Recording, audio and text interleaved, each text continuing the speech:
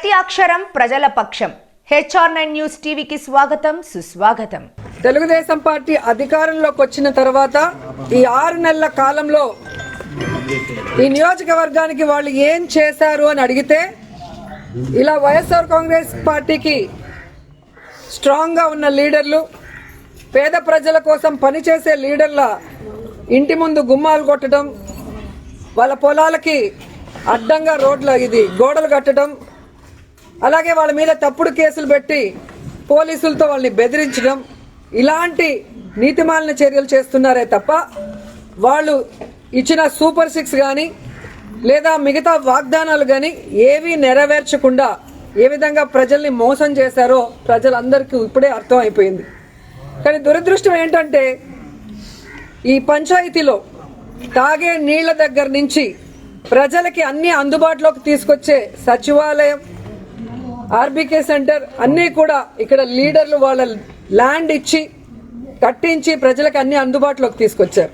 కానీ తెలుగుదేశం గతంలో 14 సంవత్సరాలు అధికారంలో ఉన్న చంద్రబాబు నాయుడు అప్పుడు ఏం చేయలేదు, ఇప్పుడు అధికారంలోకి వచ్చాక ఇప్పుడు కూడా ఏం చేయకుండా వాళ్ళు ఫెయిల్యూర్ అయిన విషయాన్ని కప్పిపుచ్చుకోవడానికి ఈ విధంగా కొంతమందిని టార్గెట్ చేసి వైఎస్ఆర్ కాంగ్రెస్ పార్టీ లీడర్ని వేధించటం, భయభ్రాంతులను చేయాలన్న ఆలోచనతో ముందుకు వెళ్తున్నారు.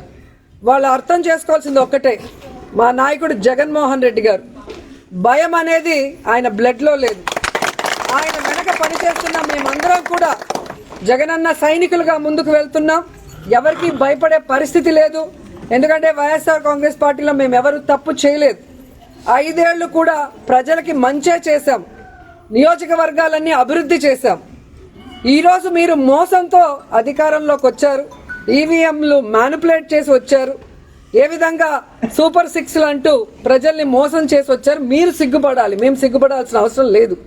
కానీ ఈరోజు టీడీపీ వాళ్ళని హెచ్చరిస్తున్నాం, ఇలాంటి పనికిమాలిన కార్యక్రమాలు మరొకసారి చేస్తే సహించేది లేదు.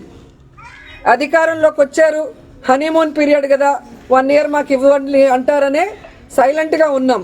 కానీ రోజు రోజుకి నీతిమాలిన రాజకీయాలు మీరు ఎక్కువ చేస్తున్నారు కాబట్టి ఇక సహించేది లేదు. మేము మా వాళ్ళకి ఎవరికి ప్రాబ్లం చేసినా కూడా ఒక యూనిటీగా మిమ్మల్ని ఎదుర్కొంటామని కూడా ఈ సందర్భంగా తెలియజేసుకుంటున్నాం.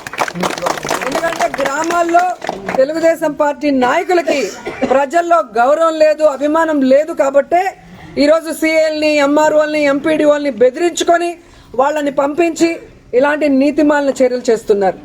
అసలు ఎంత సిగ్గుచేటంటే మున్సిపాలిటీల్లో రోడ్ల మీదకి వచ్చేస్తుంటే వాటిని ఎవరు కొట్టరు. రోడ్ ఎక్కడుంది, ఇల్లు ఎక్కడుంది, ఇంటి ముందున్న దాన్ని కొట్టడానికి నోటీసు పాత డేట్లో నిన్నే కొట్టారు అంటే ఆఫీసర్లు కూడా ఎంత దిగజారిపోయారు అనేది ఇక్కడ అర్థమవుతుంది. సో ఆఫీసర్లను కూడా హెచ్చరిస్తున్నా, ఇదే విధంగా కనుక మీరు తెలుగుదేశం పార్టీ చెప్పింది ప్రెషర్ అని చెప్పి పనికి మాలిన పనులు చేస్తే మీ మీద హరాస్మెంట్ కేసులు, ప్రైవేట్ కేసులు వేస్తాము. ప్రతి ఒక్కటి మా దగ్గర మీ మాట్లాడింది, మీరు ఇక్కడికి వచ్చి మీరు బిహేవ్ చేసింది, మీరు ఆ నోటీస్ అతికిచ్చిన డేటు, టైము అన్నీ కూడా మా దగ్గర ఉన్నాయి.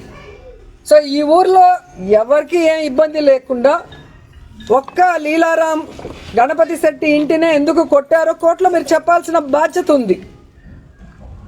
అలాగే ఏ ఊర్లో అయితే మీరు ఇలాంటి రూల్స్కి విరుద్ధంగా చేస్తున్నారో వాటి అన్నిటికీ కూడా సమాధానం చెప్పే విధంగా మిమ్మల్ని కోర్టులో నిలబెడతామని కూడా ఎంఆర్ఓకి, ఎంపీడీఓకి, పోలీసు వ్యవస్థకి కూడా హెచ్చరిస్తున్నాం. సో ఎవరు భయపడాల్సిన అవసరం లేదు. వైఎస్ఆర్ కాంగ్రెస్ పార్టీ లీడర్స్కి, కార్యకర్తలకి జగనన్న, మన జిల్లా అధ్యక్షుడు కరుణాకర్ రెడ్డి గారు, నియోజకవర్గం నుంచి నేను ఎప్పుడూ అందుబాటులో ఉంటాం.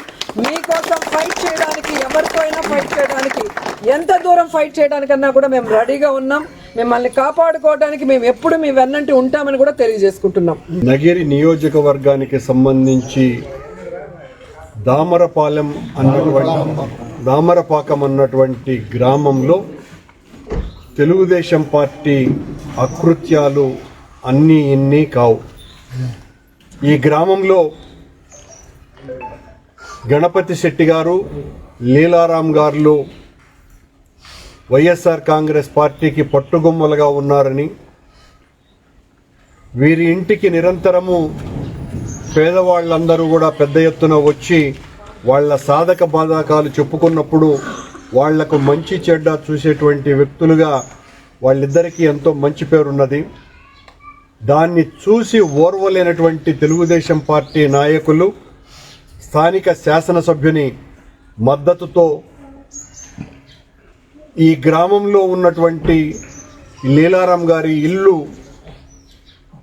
ఈ గడపలన్నీ కూడా ఇంత దుర్మార్గంగా కొట్టడం. ఇది ఒక గ్రామంలో ఓ ఎంపీడీఓ, ఎంఆర్ఓ, ఓ సిఐఈ, ముగ్గురు పోలీసు అధికారులతో వచ్చి ఈ రకంగా కొట్టేయటం అన్నది భారతదేశ చరిత్రలోనే ఏ గ్రామంలో కూడా ఇంతవరకు జరగల. ఆశ్చర్యంగా ఉంది ఇది వినటానికి కూడా. కక్ష సాధింపుకు ఒక పరాకాష్ట ఈ రోజున ఈ గ్రామంలో జరిగినటువంటి సంఘటన. దీన్ని కొట్టి నోటీసులు ఇవ్వకుండా అసలు గ్రామాలలో నోటీసులు ఇచ్చి కొట్టటము అన్నది ఇంతవరకు చరిత్రలోనే లేదు. అయినా ఒకవేళ అతిక్రమణలకు గురైనారు అని వాళ్ళకు అనిపించినప్పుడు నోటీసులు ఇవ్వటం రివాజు. కానీ నిన్నేదో ఒక కాగితం ఒకటి అంటించేసి కాగితం అంటించటము కొట్టేయటము రెండు ఒకటేసారి జరిగిపోవటమే కాకుండా లీలారాం గారిని పోలీసు అధికారులు పిలిపించి పోలీస్ స్టేషన్లలో నిరంతరం కూర్చోబెట్టి ఓ భయానికి గురి చేసి తనని నిర్వీర్యం చేస్తే ఈ గ్రామంలో తెలుగుదేశం పార్టీ చాలా బలపడిపోతుంది, వైఎస్ఆర్ కాంగ్రెస్ పార్టీ చాలా బలహీనమైపోతుంది అనుకుంటే అంతకంటే మూర్ఖత్వం మరొకటి లేదు.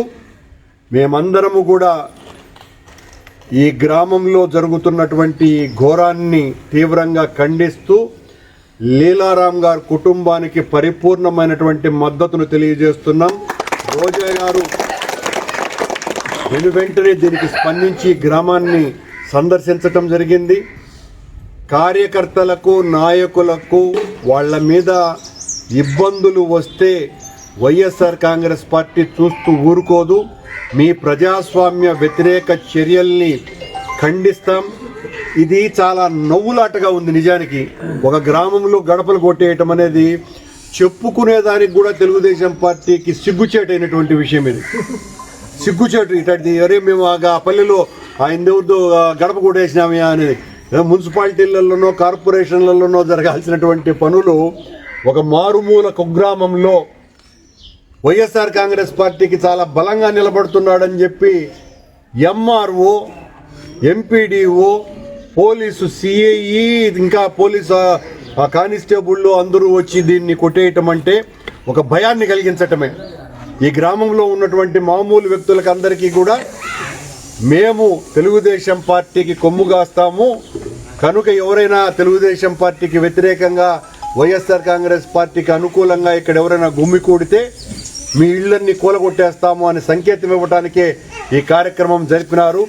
ఇలాంటి చర్యల్ని తీవ్రంగా ఖండిస్తున్నాం. అవసరమైతే జగన్మోహన్ రెడ్డి గారిని కూడా ఈ గ్రామానికి తీసుకుని వచ్చేటువంటి పరిస్థితి ఉంటుంది. ఎక్కడ ఏ చిన్న కార్యకర్తకు, వైఎస్ఆర్ కాంగ్రెస్ పార్టీ కార్యకర్తకు నష్టం కలిగినా ఆ కార్యకర్తకు అండగా ఉండటానికి మేము ఎల్లవేళలా సిద్ధంగా ఉంటాం.